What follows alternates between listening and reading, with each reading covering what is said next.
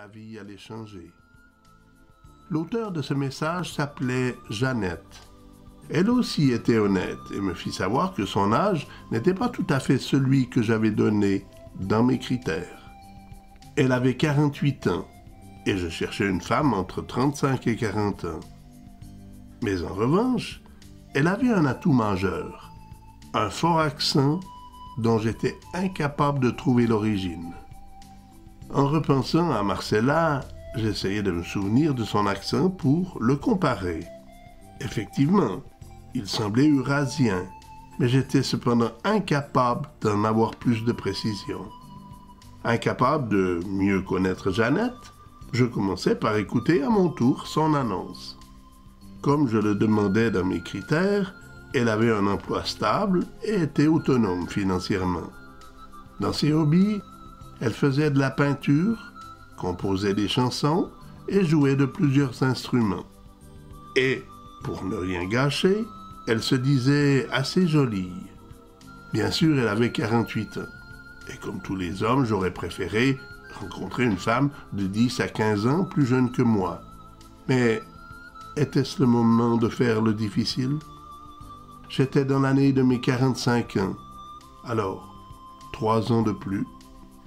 J'étais donc décidé à lui laisser à mon tour un message sur sa boîte vocale le même jour. Lorsqu'à son tour, elle répondit à mon message, ce fut pour me donner son numéro de téléphone, afin que l'on puisse dialoguer de personne à personne. Lors de notre première conversation, je fus impatient tout d'abord de connaître sa vraie identité et lui avouai mon incapacité de découvrir son origine. Sa réponse allait être à la fois énigmatique et aussi faire mon bonheur. Oh, je n'ai pas de nationalité. Quand ma mère m'a abandonné 28 jours après ma naissance, j'ai été ici et là et me suis perdu. C'est comme ça que je suis devenu l'enfant perdu. Mais je suis né en Israël. Enfin, une personne qui sortait de l'ordinaire. Moi qui depuis ma tendre enfance avais toujours aimé l'originalité, j'étais comblé à souhait. J'allais faire la connaissance d'une arabe. Et je n'étais pas au bout de mes surprises. Mais Jeannette, c'est pas vraiment un nom arabe. C'est ton vrai prénom? Oui, je suis arabe, mais j'ai reçu toute mon éducation par des religieuses en français. Et tu t'appelles Jeannette comment? C'est quoi ton nom de famille? Je devenais très curieux, alors que tout ce qu'elle savait de moi, c'était que je me nommais Hakim. Alors, comme je t'ai dit, je suis une enfant perdue. Je n'ai pas de nom. Mais alors, de quelle ville tu viens en Israël? Je viens de Nazareth. Wow! Alors, je vais t'appeler Jeannette de Nazareth. La vie était curieusement faite. Ironie du sort ou pure coïncidence. Francine m'avait renié pour Jésus de Gatineau, et je faisais la connaissance de Jeannette de Nazareth. Pour un croyant non pratiquant, autant de coïncidences portaient à réflexion. De toute ma vie, je n'ai jamais vu la nécessité d'aller à l'église plus qu'il ne le faut.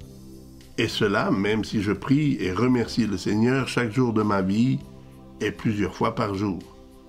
Mais les circonstances me portaient à me poser la question pour savoir si j'avais là un message à comprendre. 5 ans plus tard, je cherche encore, mais n'ai toujours pas trouvé de réponse à cette question. Jeannette était à l'emploi du ministère de la Santé du gouvernement du Canada à Ottawa. Par son travail, elle était appelée à chaque jour utiliser des ordinateurs et était passée experte dans ce domaine. Comme elle possédait également un ordinateur à son domicile, ainsi qu'une adresse de courrier électronique, nous utilisâmes aussi ce moyen de communication. Afin de me présenter sous ma vraie identité, je lui indiquais le nom de mon site web et l'invitais ainsi à tout découvrir de moi.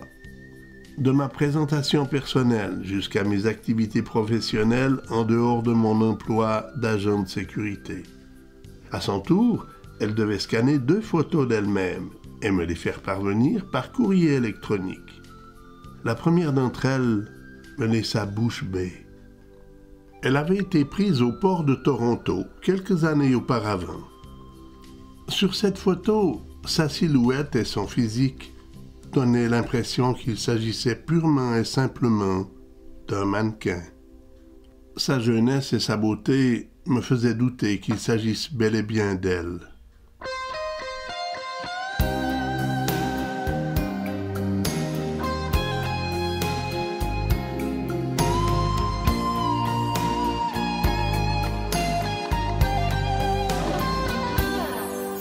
Elle est belle, à vous couper le souffle, tellement femme que les hommes se retournent. C'est pour elle que mon cœur bat plus fort.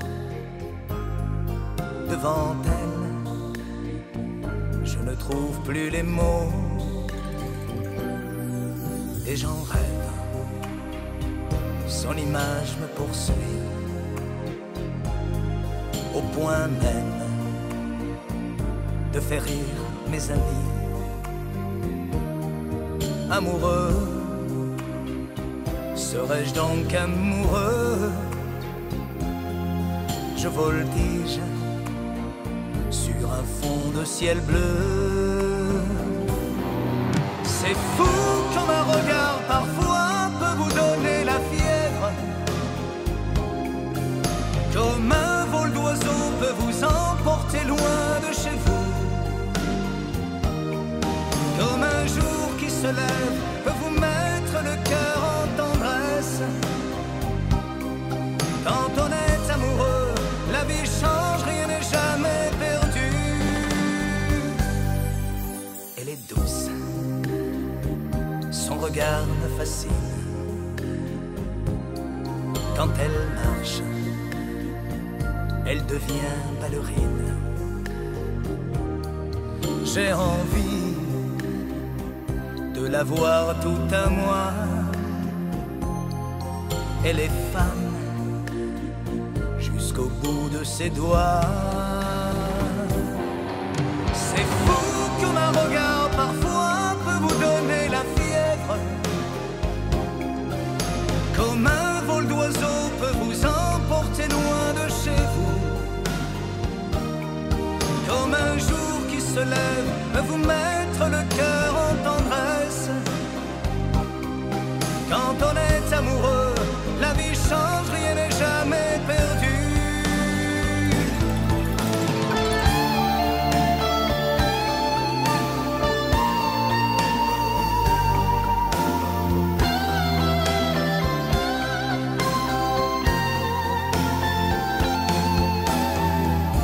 C'est pour elle que mon cœur bat plus fort. Devant elle, je ne trouve plus les mots.